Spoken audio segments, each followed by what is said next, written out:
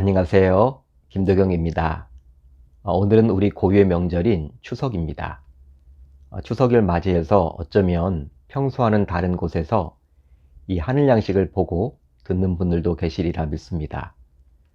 추석을 통해서 하나님의 풍요로움을 조금이나마 맛보았으면 좋겠습니다. 자, 오늘 우리가 나눌 말씀은 출애굽기 18장 24절로 27절, 출애굽기 18장 24절로 27절입니다. 제가 읽겠습니다. 이에 모세가 자기 장인의 말을 듣고 그 모든 말대로 하여 모세가 이스라엘 무리 중에서 능력 있는 사람들을 택하여 그들을 백성의 우두머리 곧 천부장과 백부장과 50부장과 10부장을 삼음해 그들이 때를 따라 백성을 재판하되 어려운 일은 모세에게 가져오고 모든 작은 일은 스스로 재판하더라. 모세가 그의 장인을 보내니 그가 자기 땅으로 가니라. 아멘. 하나님의 말씀입니다. 오늘은 이 말씀을 통해서 동역자를 세우다 라는 제목으로 은혜를 나누겠습니다. 사람은 누구나 다른 사람들로부터 주목받기를 원합니다. 그것도 홀로 주목받기를 원하죠. 그러다 보니 자신이 가진 권력, 부, 명예, 인기를 다른 누군가와 잘 나누려 하지 않습니다. 오히려 자신이 오랫동안 붙들려고 하죠. 이것은 죄로 인해 인간이 가지게 된 이기심의 발로라고 해야만 할까요? 그러다 보니 누구든지 홀로 모든 일을 할 수 있다고 여기며 동역자를 잘 세우려 하지 않습니다. 그 이유는 동역자가 자신보다 더 돋보여서 주변 사람들의 주목을 받을까 염려가 되기 때문이죠. 그런데 이것에는 하나님을 믿는 신자라고 해서 예외는 아닌 것 같습니다. 역시 하나님이 세우셨던 모세도 예외는 아니었죠. 모세는 장인인 이드로와 기쁨의 상봉을 했었는데요. 어제 우리가 살펴봤죠. 오래간만에 보았던 자신의 두 아들과 아내 그리고 장인을 뵈었으니 모세도 얼마나 기뻤을까요? 그런데 장인인 이드로가 모세를 살펴보니 모세가 굉장히 과중한 업무에 시달리고 있음을 알게 되었습니다. 그렇다면 당시 모세는 왜 기력이 쇠할 정도로 분주할 수밖에 없었을까요? 바로 백성들의 재판을 온종일 홀로 담당해야만 했기 때문입니다. 자, 오늘 본문 15절로 16절을 볼까요? 이렇게 기록이 되어 있죠. 모세가 그의 장인에게 대답하되 백성이 하나님께 물으려고 내게로 오미라. 그들이 일이 있으면 내게로 오나니 내가 그 양쪽을 재판하여 하나님의 율례와 법도를 알게 하나이다. 여러분, 사람이 살아가다 보면 다툼이 생기기 마련입니다. 가족 간에도 다투기도 하는데 당시 이스라엘 백성들은 남자 장정만 60만 명이나 되었기에 여자들과 노인들과 어린 아이들까지 하게 되면 적게 잡아도 200만 명이 훨씬 넘는 숫자였죠. 따라서 다툼이 생길 수밖에 없었습니다.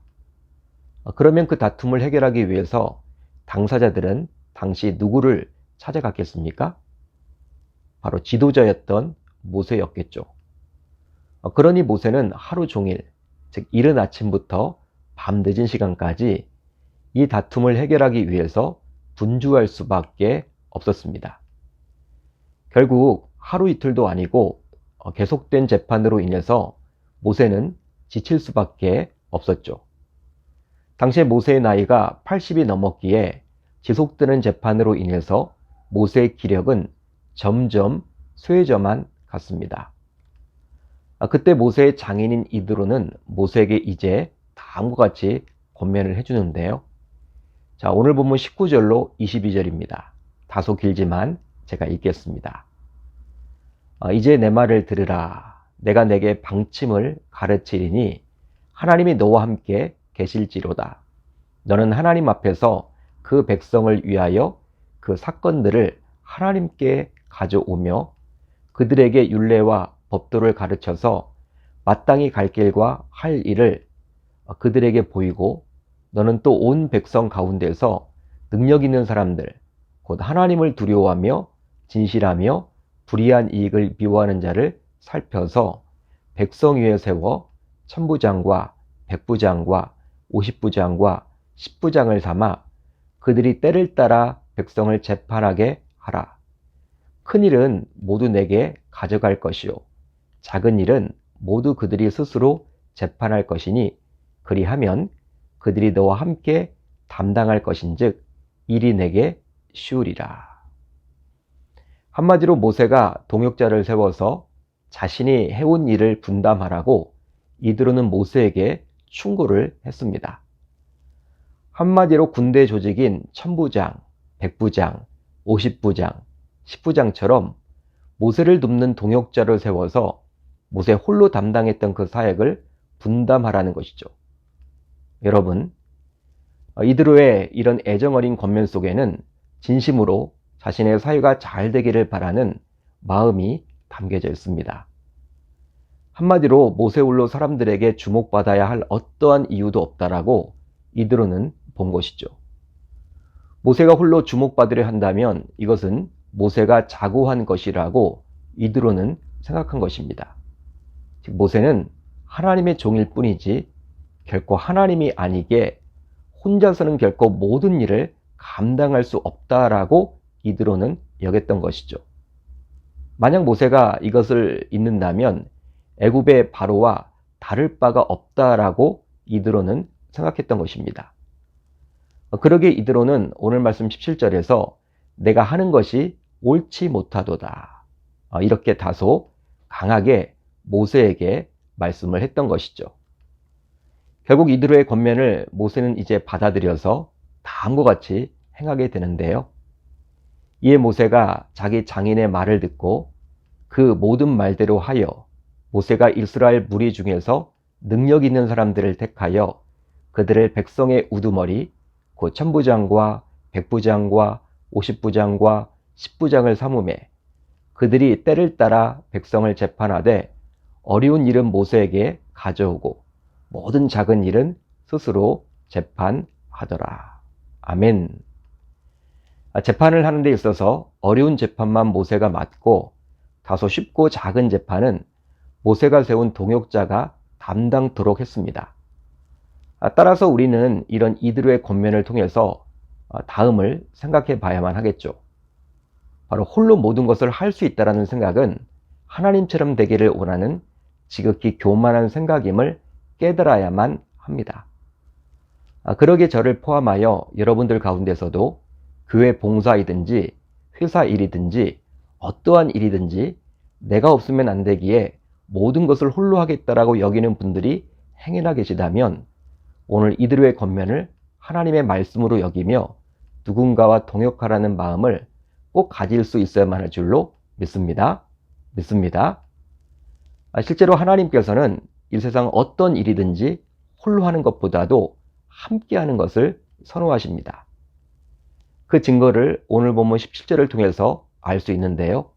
17절은 이렇게 나오죠.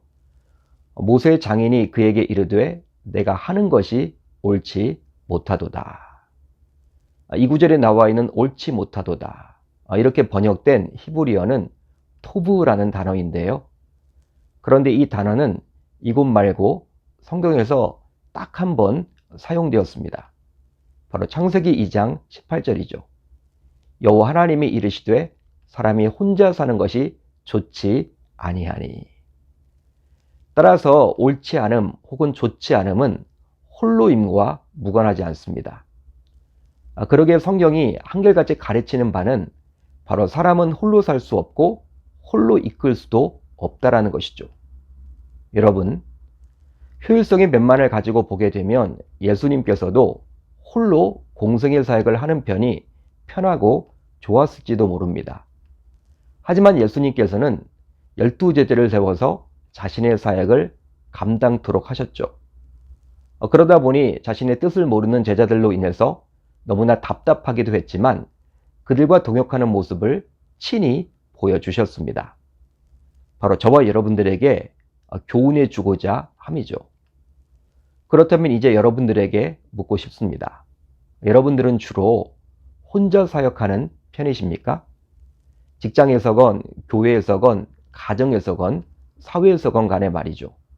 아니면 효율적인 면에서는 다소 답답할지 몰라도 누군가와 동역하려고 하십니까? 바로 오늘 말씀에 나온 대로 하나님께서는 혼자 있거나 혼자 사역하거나 혼자 할 수 있다라고 여기는 사람을 그다지 원치 않으심을 우리는 기억해야만 하겠습니다. 이제 모세는 장인의 애정어린 충고를 받아서 동역자를 세우게 되었는데요.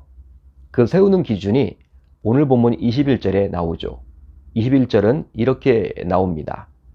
너는 또 온 백성 가운데서 능력 있는 사람들, 곧 하나님을 두려워하며 진실하며 불의한 이익을 미워하는 자를 살펴서 백성 위에 세워 천부장과 백부장과 50부장과 10부장을 삼아.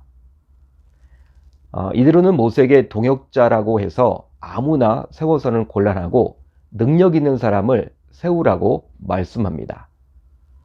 즉 친하고 편하다고 해서 세워서는 안 된다는 것이죠.